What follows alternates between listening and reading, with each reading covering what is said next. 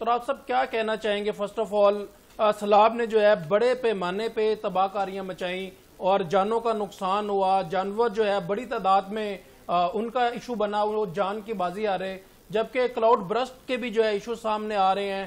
اس کے بعد جو موسمیاتی تبدیلی ہے، اس دن پروفیسر صاحب ہمیں بتا رہے تھے کہ گرین جو ہے گیسز جو ہے وہ سامنے آ رہی ہیں کہ بڑے ممالک ہیں وہ گرین گیسز کا اخراج وہاں پہ بہت زیادہ ہے اور اس کا ایفیکٹ جو ہے پاکستان کو بھگتنا پڑ رہا ہے۔ کیا کہنا چاہیں گے ابو تراب صاحب؟ عمر صاحب بہت شکریہ، پہلے تو آپ نے پروگرام میں مدعو کیا مجھے۔ جی مائی پلیئر تراب صاحب۔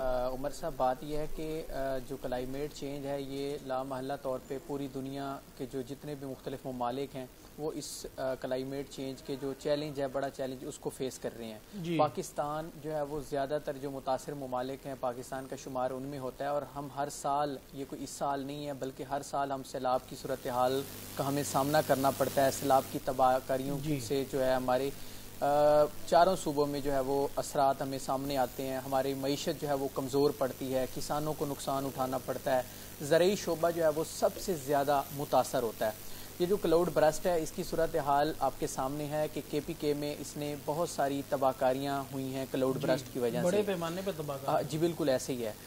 جو اب پنجاب میں صورتحال ہے سیلاب کی، اور سندھ میں سیلاب کی صورتحال اس طرح ہے کہ دن بدن جو ہے وہ پانی میں اضافہ ہوتا جا رہا ہے مختلف دریاؤں میں۔ بھارتی آبی جارحیت اپنی جگہ پہ ہے، لیکن مسئلہ یہ ہے کہ ہمارے پاس ڈیمز نہیں ہیں۔ ابھی ماہرین جو ہیں وہ مسلسل اس بات پہ زور دے رہے ہیں کہ ہمیں نئے ڈیمز بنانے کی ضرورت ہے۔ جب تک ہم نئے ڈیمز نہیں بناتے تب تک سیلابی صورتحال پر آپ کسی صورت بھی یہ نہیں دیکھ سکتے کہ سیلاب کو کس طریقے سے کنٹرول کیا جا سکتا ہے۔ بالکل صحیح۔ دیکھیں دریائے ستلج میں آئے روز جو ہے وہ سیلابی جو ہے ریلیں ہیں وہ مختلف دیہات میں جو کاشت فصلیں ہیں ان کو متاثر کر رہے ہیں۔ دریائے ستلج میں سیلابی صورتحال کی وجہ سے قصور، بہاول نگر، اکاڑا، پاک پتن سمیت جو مختلف جو قریبی اضلاع ہیں وہ اس وقت متاثر ہیں۔ دریائے سندھ میں جو ہے وہ سیلاب نے تباہی مچائی ہوئی ہے۔ دریائے چناب میں بھی صورتحال زیادہ مختلف نہیں ہے۔ مختلف دریاؤں میں جو سیلابی صورتحال ہے اس پر این ڈی ایم اے اقدامات تو کر رہی ہے۔ پاک افواج بھی جو ہیں وہ کلاؤڈ برسٹ ہو یا سیلابی صورتحال ہو ان سے متاثرہ علاقوں میں پاک افواج جو ہیں وہ پیش ہیں، لیکن ہمیں اس کے لیے جو ہے وہ سنجیدہ اقدامات کرنے کی ضرورت ہے۔ دیکھیں امدادی سرگرمیاں ہم کرتے ہیں اس صورت میں جب سیلاب جو ہے وہ بڑے پیمانے پر فصلوں کو نقصان پہنچا چکا ہوتا ہے، انفراسٹرکچر کو نقصان پہنچا چکا ہوتا ہے، لیکن اس سے پہلے سیلابی صورتحال سے نمٹنے کے لیے جب دریاؤں میں پانی کی آمد اور اخراج اس کو ہم مانیٹر کر رہے ہوتے ہیں تو اس کے لیے ہمارے پاس اتنے وسائل ضرور ہونے چاہیے کہ ہم ان کے جو مانیٹرنگ کا سلسلہ ہے اس کو مانیٹرنگ کے سلسلے کے ساتھ ساتھ ہم اس کے اوپر امپلیمنٹیشن بھی کر سکیں۔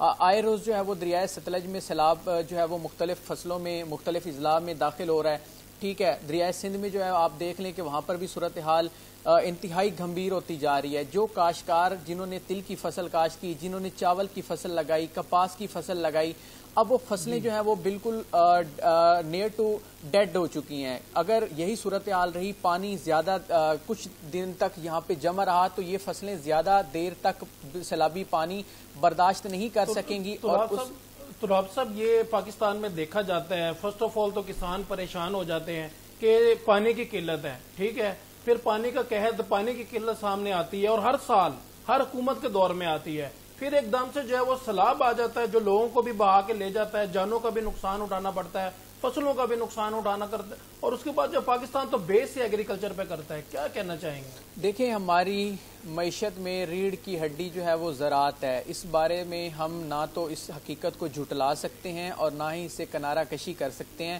کہ زراعت کے بغیر ہماری پاکستان کی معیشت کسی قابل نہیں ہے۔ لیکن افسوس کی بات یہ ہے کہ ہم زراعت کے لیے دعوے تو بڑے بڑے کرتے ہیں لیکن زراعت کی بہتری کے لیے، زراعت کو بچانے کے لیے اقدامات بالکل صفر ہیں۔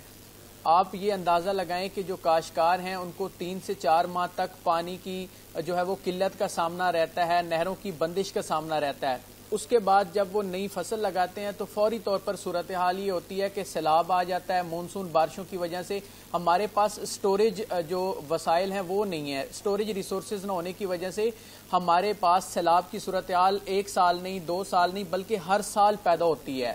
جب بڑے پیمانے پر سیلاب آتا ہے تو وہ شہروں کو تباہ کر دیتا ہے۔ لیکن جو ہر سال سیلاب آتا ہے اس کی وجہ سے کسان سب سے زیادہ متاثر ہوتا ہے. انفراسٹرکچر جو ہے اس کو کم نقصان پہنچتا ہے، لیکن جو فصلیں کاشت ہوتی ہیں، دریائی بیلٹ ہوتے ہیں، وہاں پہ ان لوگوں کا کوئی پرسان حال نہیں ہوتا. امدادی سرگرمیاں تو شروع کی جاتی ہیں، امدادی کیمپ بھی لگائے جاتے ہیں، لیکن ان چیزوں کا فائدہ نہیں ہے، کیونکہ جس کسان کی فصل تباہ ہو چکی ہے اس کو امدادی کیمپ کیا کچھ دے سکتا ہے، یا آپ کا جو امدادی سرگرمیاں جو آپ اس وقت برائے نام امدادی سرگرمیاں کرتی ہیں اس کا کوئی فائدہ نہیں ہوتا، جس کی وجہ سے کسان جو ہے وہ ایک بار پھر خسارے میں چلا جاتا ہے. کسان کو خسارہ ہونے کی وجہ سے ہم پھر ملکی معیشت میں ترقی کرنے کے بجائے ایک بار پھر پیچھے چلے جاتے ہیں. تو اس کے لیے ضروری ہے کہ نہروں کی بندش جہاں پر وہ کنٹرول کی جائے، اس کے ساتھ ساتھ جو ہمارے سٹوریج ریسورسز ہیں ان کو اوپر کنٹرول جو ہے وہ بہت ضروری ہے. اگر سٹوریج ریسورسز نہیں بنائیں گے ہم واٹر ریسورسز، تو ہم کسی صورت سیلابی صورتحال سے نہیں نمٹ سکتے. صرف ہم اقدامات کے دعوے تو کر سکتے ہیں.